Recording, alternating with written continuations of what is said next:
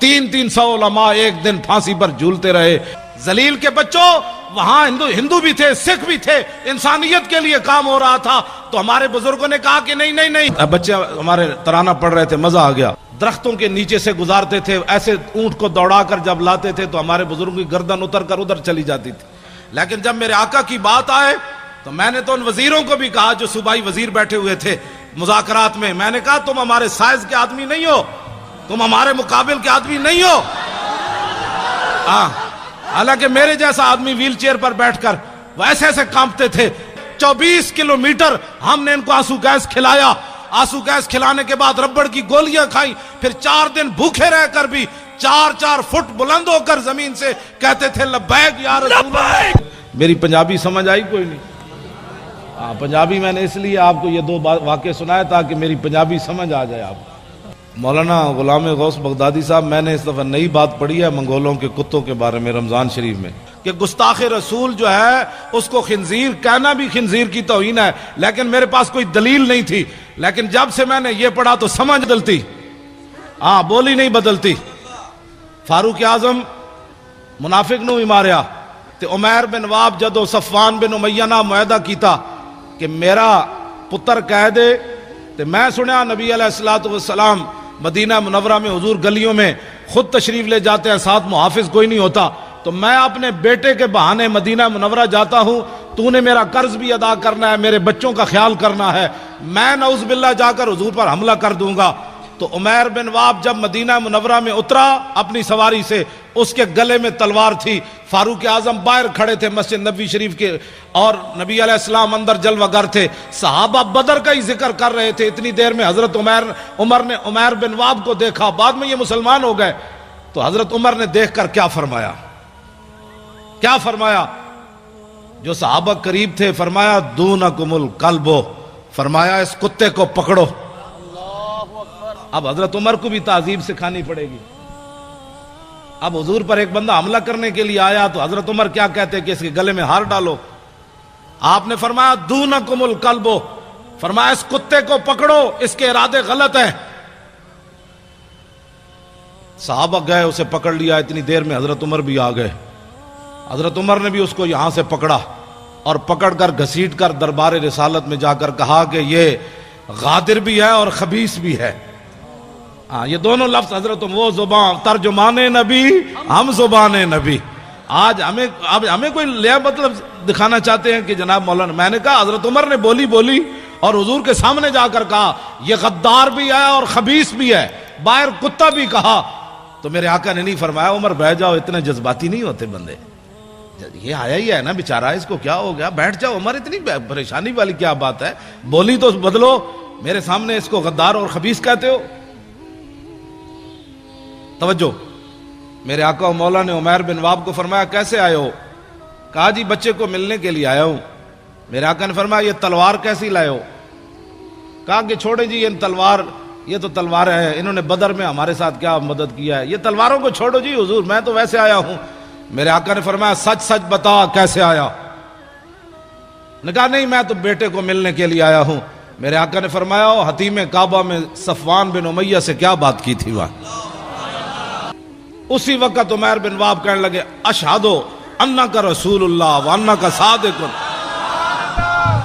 میں گواہی دیتا ہوں آپ اللہ کے رسول ہیں، میں گواہی دیتا ہوں. اس سے پہلے اب ذرا حضرت عمر کی بولی سنیں. ہماری محبت اور دشمنی کا معیار یہی ہے جو ترجمان نبی ہم زبان نبی. کتاب المغازی میں علامہ واقدی نے لکھا، فرمایا حضرت عمر فرمانے لگے کہ انہو، یہ شخص ایسا تھا کہ لخنزیر احب الیہ. جب کلمہ انہوں نے پڑھ لیا نا تو حضرت عمر فرمانے لگے یہ عمیر بن واب جب تلوار لے کر حضور کی طرف آ رہا تھا میرے نزدیک خنزیر اس سے اچھا تھا. لخنزیر. بتاؤ جی اب حضرت عمر گستاخ رسول کو کیا کہہ رہے؟ بھائی یہ خنزیر بھی نہیں بنتا. میں نے سوچتا تھا کہ میں کہتا تو ہوں کہ گستاخ رسول جو ہے اس کو خنزیر کہنا بھی خنزیر کی توہین ہے، لیکن میرے پاس کوئی دلیل نہیں تھی. لیکن جب سے میں نے یہ پڑھا تو سمجھ آ گئی، یہاں سمجھ آ گئی کہ ہاں یہ فاروق اعظم نے فرمایا ترجمان نبی ہم زبان نبی. جان شان عدالت پہ لاکھوں سلام. اور حق جو ہے وہ عمر کی زبان پر جاری ہے، حق عمر کی زبان پر جاری ہے. تو اس کا مطلب یہ ہے کہ احب الیہ، فرمایا لخنزیر احب الیہ، فرمایا جب یہ آیا تھا نا حضور پر حملہ کرنے کے لیے، اس وقت یہ میرے نزدیک خنزیر سے بھی، خنزیر میرے نزدیک محبوب تھا اس سے، یعنی میں خنزیر کو اس سے اچھا سمجھتا تھا. لیکن اب جب اس نے حضور کا کلمہ پڑھ لیا، اب یہ مجھے اپنی اولاد سے بھی زیادہ محبوب ہو گیا. سمجھے کو محبت اور دشمنی کا معیار، یہ فاروق اعظم کا فرمان ہے.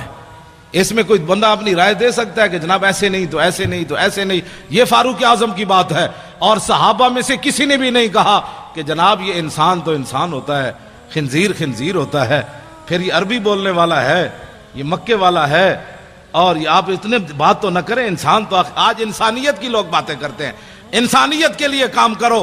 میں نے کہا انسانیت کے لیے کام کرنا یہ یک قومی نظریہ ہے، یہ ایک قومی نظریہ ہے. انسانیت کے لیے کام کرنا. انسان تو ہندوستان میں سارے انسان نہیں تھے، ہندو بھی تھے، سکھ بھی تھے، مسلمان بھی تھے، عیسائی بھی تھے. پھر یہ وطن بنانے کی کیا ضرورت تھی؟ آج تم اس کو سلوٹ مارتے ہو جو یک قومی نظریے کا حامل تھا، اور ہمارے ان علماء کو کہتے ہو تم انتہا پسندی کی باتیں کرتے ہو. ذلیل کے بچوں، وہاں ہندو بھی تھے، سکھ بھی تھے، انسانیت کے لیے کام ہو رہا تھا. تو ہمارے بزرگوں نے کہا کہ نہیں نہیں نہیں، قومیں دنیا میں دو رہتی ہیں، ایک کافر اور ایک مسلمان. تو ہمیں ایک علیحدہ وطن چاہیے جس میں مسلمان رہ کر حضور کے دین پر عمل کرے. بس یہ پاکستان یک قومی نظریے کی بنیاد پر بنا، یہ دو قومی نظریے کی بنیاد.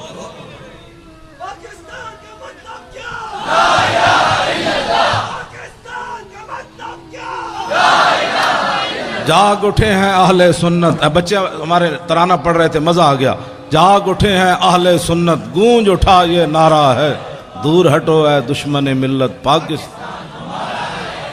نعیم الدین امیر ملت بوالحسنات کو یاد کرو، سنی بنارس کانفرنس کی قدر و قیمت کا احساس کرو. ہندو فرنگی کانگریسی ملا سکھ کو کس نے مارا ہے، دور ہٹو اے دشمن ملت پاکستان ہمارا ہے.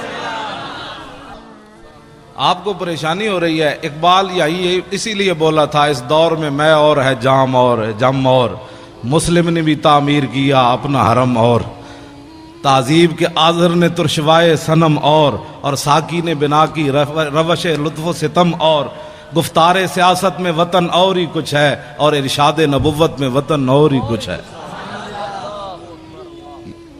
آپ جو پاکستان حقیقت میں آپ لوگوں کا ہے. آپ ایسے ڈر ڈر کے پاکستان کا بھی نام لے رہے ہیں. بھئی کیوں ڈر ڈر کے نام رہے؟ علامہ فضل حق خیر آبادی کا نعرہ میں پھر انہوں نے بھی پڑھا تو میں پھر لگاتا ہوں.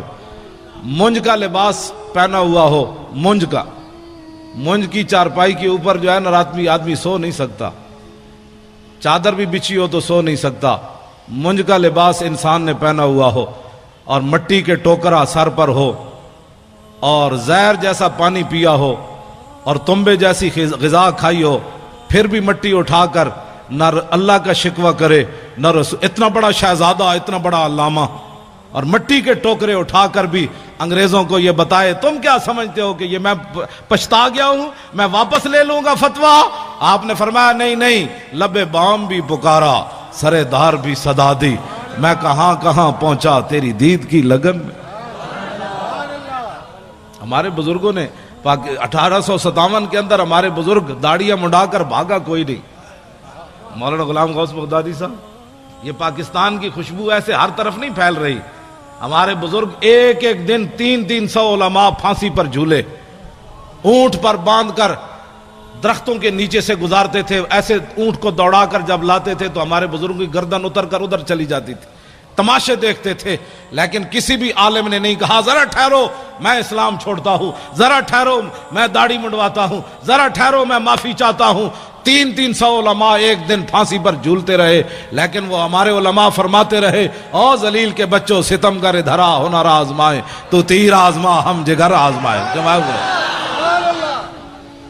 اس لیے آج بھی پوری دنیا زور لگا رہی ہے پاکستان کے اندر، پوری دنیا زور لگا رہی ہے کہ پاکستان سے لبرلزم کی طرف چلا جائے، پاکستان میں فلاں چلا جائے. پاکستان میں عورتیں بھی بٹھا کر انہوں نے روزے کے مسائل عورتیں بتا رہی ہیں روزہ ایسے ٹوٹتا ہے ایسے جڑتا ہے، تو عورتیں بھی بٹھا دیں، کیبل بھی ساری ان کے قبضے میں دے دی، میڈیا بھی سارا ان کے قبضے میں دے دیا، علماء پر پابندیاں، ان پر دہشت گردی کے مقدمے، ان کی زبان بندیاں، مسجدوں سے سپیکر اتر گئے، کتابیں چھین لی، اور یہ سب کچھ کرنے کے بعد پاکستان پھر کسی کی آنکھ میں کیوں کھٹکتا ہے؟ اس لیے کہ ہمارے علماء کا جو خون ہے وہ تا صبح قیامت یہاں سے لبیک کی آوازیں آتی رہے گی، اس آواز کو کوئی نہیں دبا سکتا۔ لبیک یا رسول اللہ۔ انشاءاللہ اب میرے آقا و مولا کے دین جو ہے اس نے آنا ہے۔ یہ آپ کے جو نعرے ہیں نا، یہ بڑے دور تک اس کی گونج گئی ہے۔ ہاں، یہ پاکستان میں پریشانی نہیں لگی، بڑی دور تک پریشانی لگ گئی کہ یہ ان کو کیا ہو گیا، یہ کیا کر رہے ہیں؟ انہوں نے کہا تمہیں پتہ نہیں کیا کر رہے ہیں، یہ تو اب کھڑے ہو گئے، یہ تو سوئے ہوئے شیر جاگ اٹھے، اب ان شیروں کا راستہ کیسے روکنا ہے؟ انہوں نے کہا نہیں، یہ نہیں رکتے، وہ بکنے والے اور ہیں، ہاں وہ بکنے والے اور ہیں، وہ جھکنے والے اور ہیں۔ ان کے بزرگوں نے تو کالے پانی میں بھی سر نہیں جھکایا، انہوں نے تو کالے پانی میں بھی سر نہیں جھکایا، اور انہوں نے تو قلعہ گوالیار کے اندر 40 پہلوان لے آیا جہانگیر، فوج اور پولیس تو ناکام ہو گئی مجدد الفسانی کا، صرف سر جھکانے میں۔ کہا کہ یہ ان کے وارث ہیں، 40 پہلوان بلائے اس زمانے میں جس میں ہر چیز خالص ملتی تھی، اب تو بندہ بھی خالص نہیں ملتا، اس وقت تو دودھ بھی خالص، مکھن بھی خالص، شہد بھی خالص۔ جہانگیر کے زمانے کے پلے ہوئے پہلوان، نہ اریانی نہ فحاشی۔ اب تو ہر بندہ اپنی آنکھ میلے کیے بیٹھا ہے، گھر سے چلتا ہے تو پتنی کتنی بار آنکھ میلی کرتا ہے، پھر کہتا ہے مولانا پتنی مجھے کیا ہو گیا۔ میں نے کہا ایک دن اپنی نگاہ کی حفاظت کر، شام تک پتہ چل جائے گا تو کہاں جا پہنچا۔ یہ کوئی معمولی بات نہیں ہے، انگریزوں کو پتہ تھا جب تک مسلمانوں کی آنکھیں میلی ہوتی رہے گی ان کو گرانا آسان ہے، جب ان کی آنکھیں میلی نہیں ہوں گی تو پھر یہ سمندروں میں بھی گھوڑے ڈال دیں گے، سمندر بھی ان کو پھر ایسا نظر آئے گا، ہاں جی، پھر یہ کیسر و کسرا کے دروازے بھی جا کر کھڑکا دیں گے، کیونکہ ان کی آنکھیں بڑی پاکیزہ ہیں، کیونکہ ان کی آنکھوں میں کوئی چیز جچی کوئی نہیں، کوئی تصوری نہ ابھرا تیری تصویر کے بعد، اور ذہن خالی ہی رہا کاسہ سائل کی طرح، رخ دن ہے یا میرے سما یہ بھی نہیں وہ بھی نہیں، شب زلف یا مشک خطا یہ بھی نہیں وہ بھی نہیں، خورشید تھا کس زور پر کیا بڑھ کے چمکا تھا کمر، بے پردہ جب وہ رخ ہوا یہ بھی نہیں وہ بھی نہیں۔ تو ان کی آنکھ، آپ سمجھتے ہیں کوئی صحابہ کوئی لوہے کے بنے ہوئے تھے کہ کیسر و کسرا کے دروازے جا کھٹکھٹائے؟ ان کی آنکھوں میں کوئی چیز جچتی نہیں تھی۔ تو جب ساری رات بندہ کیبل دیکھے، ساری رات جو ہے وہ غلط کام دیکھے، تو صبح اٹھ کر تو اس کو جاگ بھی نہیں آنی نماز کے لیے، لیکن جب رات وہ اس طرف کروٹ بدلے کہے لا الہ الا اللہ محمد الرسول اللہ، اس وقت طرف کروٹ بدلے کہے اعوذ باللہ من الشیطان الرجیم، تو شیطان کہے گا مجھے کیوں جوتے مارتے ہو، میں تمہیں جگاتا ہوں، اٹھو تہجد پڑھو، اٹھو تہجد پڑھو، کیا کرتے ہو مجھے تو آرام کر، لا الہ الا اللہ کیا کرتے ہو مجھے۔ تو جب ساری رات کیبلیں دیکھنے والے کو کون جگائے گا؟ اس کو کیا پتا شرم و حیا کس بات کا نام ہے، اسے کیا پتا غیرت نام کس چیز کا نام ہے۔ تو اس واسطے یہ ساری چیزیں اب بند کرنی پڑیں گی، اب ایک ہی طرف چلنا ہے، لبیک کی طرف۔ کسی کو اگر کوئی پریشانی ہے نا لبیک سے، تو وہ پریشانی ہماری دی ہوئی نہیں ہے، اس کو پریشانی کوئی اور لگی، تو وہ پریشانی کا علاج ہمارے پاس نہیں ہے۔ ہمارے پاس ادھر کوئی حکیم صاحب ہیں تو میں ان کو کہہ جاؤں گا بھائی ان کا درد مٹھا کرو، ہاں درد اس کا مٹھا کرو۔ ہمارے پاس کوئی علاج نہیں ہے کہ لبیک کے نعرے سے بھی کسی کو دکھ ہو۔ میں نہیں سمجھتا کہ جب حضور کی بات آئے، ایک تو بزدلو لگا نہیں سکے نعرہ، اہل سنت کو غیروں سے جدا نہیں کر سکے، ان کی جھولیوں میں بیٹھے رہے ساری زندگی، اب باتیں کرتے ہو کہ جناب یہ کیا ہو گیا۔ ہم اہل سنت و جماعت کی انفرادی تشخص بحال کر کے 24 کلومیٹر ہم نے ان کو آنسو گیس کھلایا، آنسو گیس کھلانے کے بعد ربڑ کی گولیاں کھائیں، پھر 4 دن بھوکے رہ کر بھی 4 فٹ بلند ہو کر زمین سے کہتے تھے لبیک یا رسول اللہ، لبیک لبیک یا رسول اللہ، لبیک لبیک لبیک یا رسول اللہ۔ میں کسی کو کیا پریشانی ہونی چاہیے؟ یہ تو میرے آقا و مولا کی، ہاں جی، اب کسی کو کیا اس میں پریشانی ہے؟ لبیک کا نعرہ۔ مولانا غلام غوث بغدادی فقیر آدمی، مولانا مفتی آصف عبداللہ صاحب، مفتی آصف سعید صاحب، یہ سارے حضرات، یہ شاہ جی جناب 2 ہتھاں نال سلام، سارے سید جتنے بیٹھے ہیں میری طرف 2 ہتھاں نال سلام۔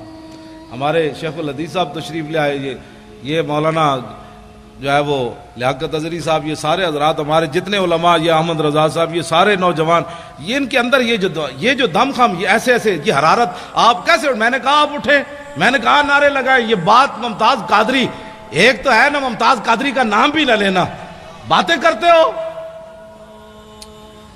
یہ بات ایسے سٹیج پر کبھی ہم نے کر دی نا تو پھر زندگی میں یاد رکھنا. ہم ویسے فقیر آدمی ہیں، بڑے مسکین آدمی ہیں، لیکن جب میرے آقا کی بات آئے تو میں نے تو ان وزیروں کو بھی کہا جو صوبائی وزیر بیٹھے ہوئے تھے مذاکرات میں، میں نے کہا تم ہمارے سائز کے آدمی نہیں ہو، تم ہمارے مقابل کے آدمی نہیں ہو. حالانکہ میرے جیسا آدمی ویل چیئر پر بیٹھ کر وہ ایسے ایسے کانپتے تھے. میں نے کہا تم ہمارے سائز کے آدمی نہیں ہو. جب تمہارے بڑوں سے ہماری کبھی بات ہوگی نا تو ہمارے خون سے، ہماری آنکھوں سے ابھی خون نہیں اترا، ہم نے ممتاز قادری کے خون کا تم سے بدلہ لینا ہے. غازی تیرے پیروکار، غازی تیرے پیروکار،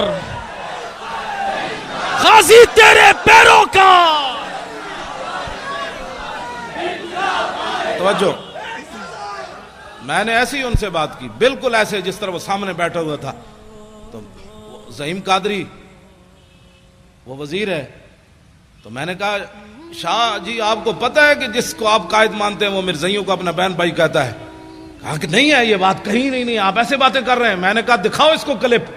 وہ جب کلپ دکھایا تو شاہ جی کو ایسے کہے آنی شروع ہو گئی، منہ پر ایسے کپڑا رکھ کے لیٹرین کی طرف بھاگے. انہوں نے کہا ایسی بات اس نے کی ہے کہ مرزائی ہمارے بہن بھائی ہیں. شاہ جی کو ان کا چہرہ اتر گیا. تو میں نے کہا شاہ جی آپ کیا باتیں کرتے ہیں؟ آپ کو پتہ ہے کہ آپ نے 1400 سال تاریخ ہماری مسخ کی ہے. آج تک حضور کی عزت پر پہرا دینے والے بڑے بڑے بادشاہ آئے، بڑی بڑی حکومتیں آئیں، جب حضور کے غلام کی بات آئی انہوں نے کہا یار جانے دو، اس کا تو مسئلہ ہی اور ہے، اس کا تو مسئلہ ہی اور ہے، اس کا تو مسئلہ ہی اور ہے. فقہی جزیات بیان کرتے ہو، ہم نے فقہ نہیں پڑھی، امام احمد رضا نے فقہ نہیں پڑھی، پیر میر علی شاہ نے فقہ نہیں پڑھی، غازی علم الدین کے مسئلے میں پیر میر علی شاہ فقہ نہیں پڑھی، سید دیدار علی شاہ فقہ نہیں پڑھی. جو جنازہ پڑھانے آیا اس کو چاہیے تھا، وہ کہتا ہے اس لڑکے نے قانون ہاتھ میں لیا، لیکن شاہ جی جنازہ پڑھانے کے لیے مصلے پر کھڑے ہو گئے. ایسے جب نگاہ اٹھائی تو 6 لاکھ بندے اس وقت موجود تھے. شاہ جی نے جب ایسے نگاہ کی تو غش کھا کر نیچے گر گئے. جب ہوش آیا تو روتے رہے. یا رسول اللہ ساری زندگی حدیث پڑھائی، قرآن پڑھایا، جمعے پڑھائے، حج کیے، یا رسول اللہ کبھی خواب میں بھی دیدار نہیں کرایا. تو آپ بنفس نفیس اس کے جنازے میں تشریف لے آئے. آپ تم 1400 سال ہماری تاریخ مسخ کرو اور کہو کہ مولوی خادم امن سے بات کرے. ظلمت ستم نو ایش جانن 70 زخم لگے ہون پھر ہوش آوے تے دسو ما فعل رسول اللہ. ایک وہ تھے جو راستے میں سے واپس چلے گئے حضور کو چھوڑ کر، کیونکہ میدان احد میں حالات بڑے خراب تھے، اور ایک وہ تھے جو 70 زخم کھانے کے بعد، ہاتھ شل ہونے کے بعد ہوش آیا تو ایک ہی سوال تھا، ما فعل رسول. ظلمت ستم نو ایش جانن جڑے جام وصال دا پیم دینے، جڑے نسن دا نا بھج جانا. میری طبیعت نہیں سی ٹھیک، میرے ڈیڈے درد سی، میں اس واسطے نہیں آیا.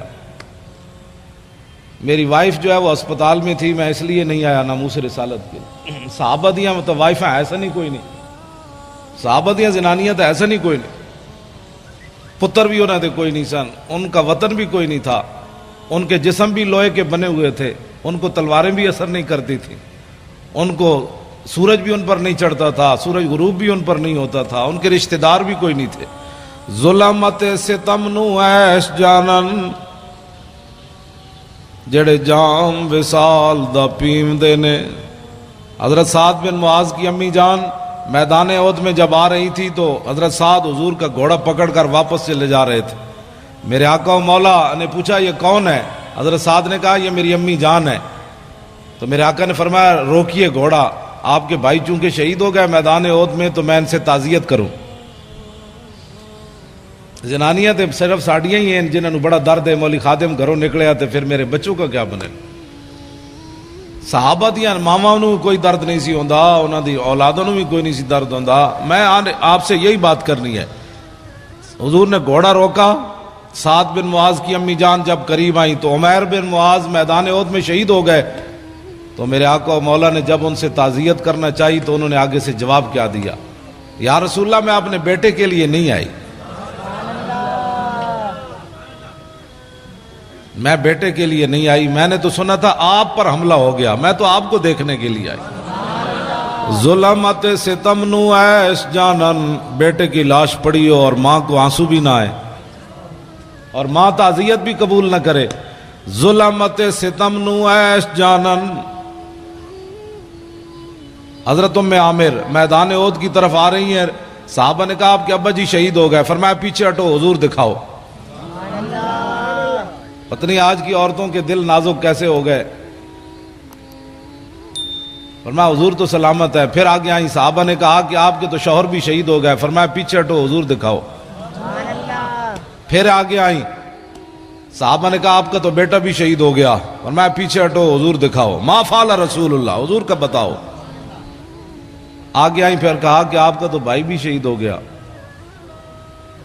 ظلمت ستم نو ایش جانن، جڑے جام وصال دا پیوندے نے۔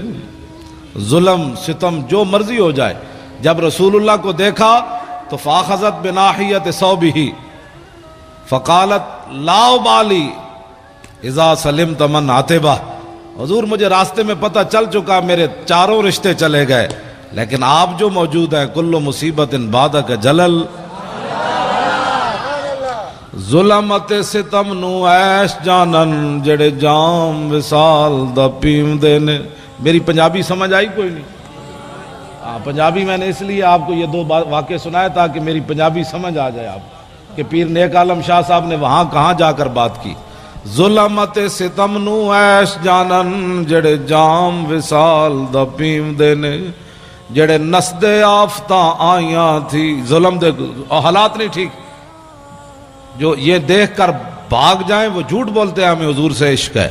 جڑے نسدے آفتاں آئیاں تھیں، جھوٹا عشق دا دم مریم دے نے، سر کپ کے تلی تے رکھ لیندے۔ اللہ اکبر، اللہ ساری جانا ہوتا ہے نا، تو پیر نیک عالم شاہ صاحب کہتے ہیں حضور کے عاشق یہ پہلے جو ہے نا اسے کاٹ کر ہتھیلی پر رکھ لیتے ہیں، یہ لینا ہے تو یہ تو پہلے موجود ہے، بتاؤ اور کیا لینا ہے۔ سر کپ کے تلی تے رکھ لیندے، جڑے عشق دا راہ نہ پیوندے نے۔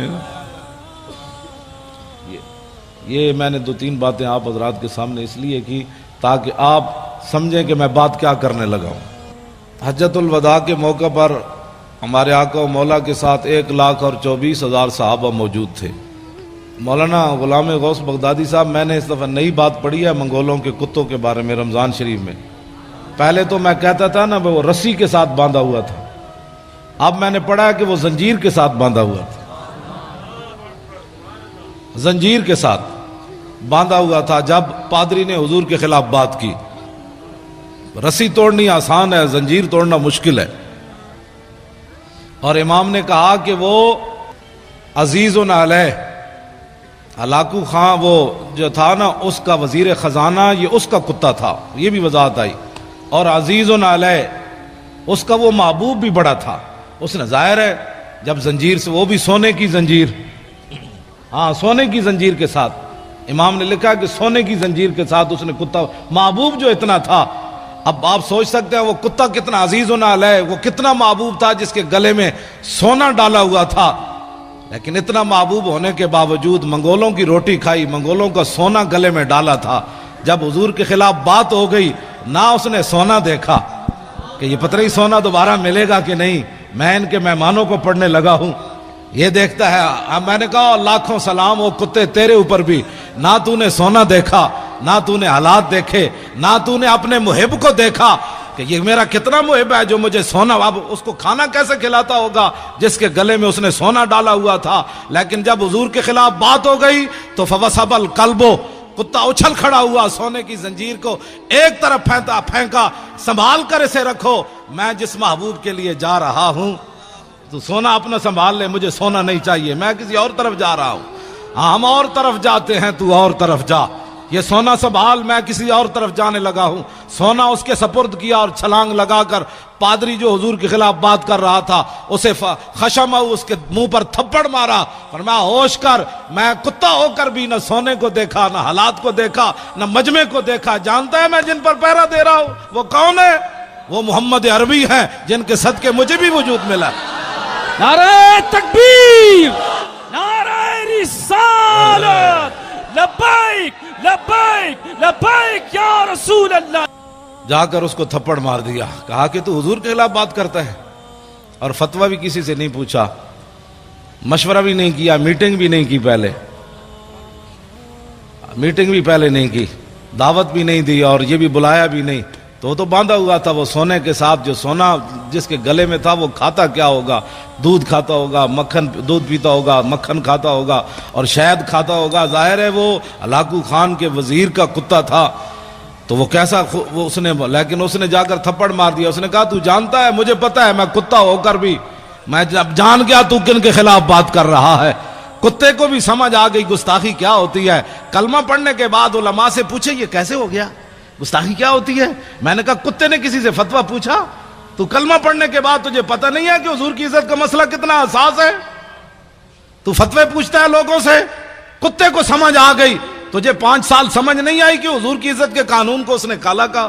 یہ بات میں اس لیے کر رہا ہوں کہ ہر مسئلے میں جس طرح مولانا نے فرمایا کہ ہر بندے کو غصہ آتا ہے، اپنی ذات کے لیے آتا ہے، لیکن جب حضور کی بات آئے تو کہتے ہیں مولانا امن سے بات کرو، مولانا امن سے بات کرو۔ میں نے کہا اپنی ذات کا مسئلہ آیا، تجھے امن بھی بھول گیا، تمہیں شرافت بھی بھول گئی، تمہیں سنجیدگی بھی بھول گئی، تمہیں جناب متانت بھی بھول گئی، تمہیں ملکی قانون بھی بھول گیا، تمہیں رشتہ داری بھی بھول گئی۔ جب اپنی ذات کا مسئلہ آئے تو اتنا حساس ہے، تو جہاں ساری کائنات جو ہے وہ ختم ہو جاتی ہے وہاں تو فتوے پوچھتا ہے، اور وہاں تو کہتا ہے مولانا اتنی سخت بات نہیں ہونی چاہیے۔ تو بتا نا پھر کیا ہونا چاہیے؟